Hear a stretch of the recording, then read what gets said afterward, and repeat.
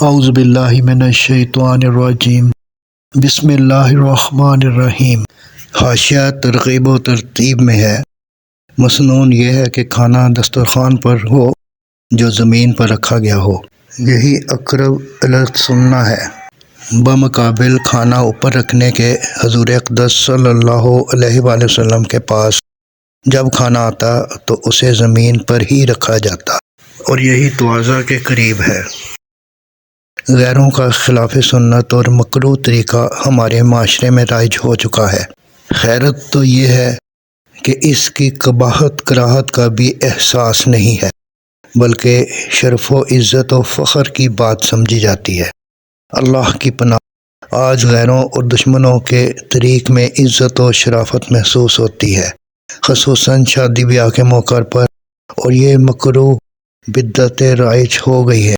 اس طریقے سے اہل ایمان کو شدید نفرت چاہیے، نہ خود اختیار کریں اور نہ ایسی تقریبات میں شریک ہوں، کیونکہ یہ ملعون و معذوب قوم یہود و نصارہ کی عادت ہے۔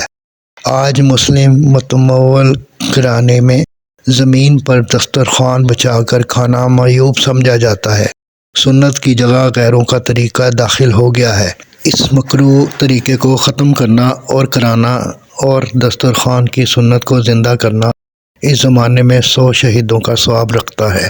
کرسی پر کھانا بدعت اور مکروہ تحریمی ہے۔ ملا علی قاری رحمہ اللہ تعالیٰ نے متکبرین کا طریقہ قرار دیتے ہوئے بدعت قرار دیا ہے۔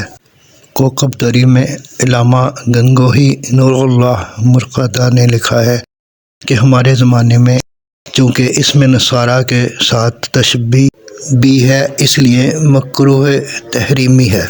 فائدہ: ولیمہ کھانا سنت ہے اور میز ٹیبل پر کھانا بدعت ہے۔ اگر سنت کے طریقہ پر کھانے کا انتظام ہو تو اس کی مسنونیت باقی رہے گی۔ اگر بدعت اور مکروہ امور پر مشتمل ہو تو پھر ایسی دعوت کا قبول کرنا اور شریک طعام ہونا ممنوع ہوگا۔ آج کل بعض موقعوں اور جگہوں میں کھڑے ہو کر کھانا کھایا جاتا ہے۔ یہ نہایت ہی مکروہ اور قبیح طریقہ ہے۔ ایسے مقامات پر جانا ممنوع ہے۔ ٹیک لگا کر کھانا خلاف سنت ہے۔ حضرت ابو حذیفہ رضی اللہ عنہ فرماتے ہیں کہ حضور اقدس صلی اللہ علیہ وآلہ وسلم نے فرمایا کہ میں ٹیک لگا کر نہیں کھاتا ہوں۔ شمائل حضرت انس رضی اللہ تعالیٰ عنہ فرماتے ہیں کہ آپ صلی اللہ علیہ وآلہ وسلم نے فرمایا، میں بندہ غلام ہوں، اس طرح کھاتا پیتا ہوں جس طرح ایک غلام کھاتا پیتا ہے، یعنی جس طرح ایک غلام یا شاگرد مؤدب آقا اور استاد کے سامنے تواضع و مسکنت سے کھانے کا طریق اختیار کرتا ہے۔ ایسی حیت جسے تکبر، غرور و بڑائی ظاہر ہو، اس سے بچتا ہے۔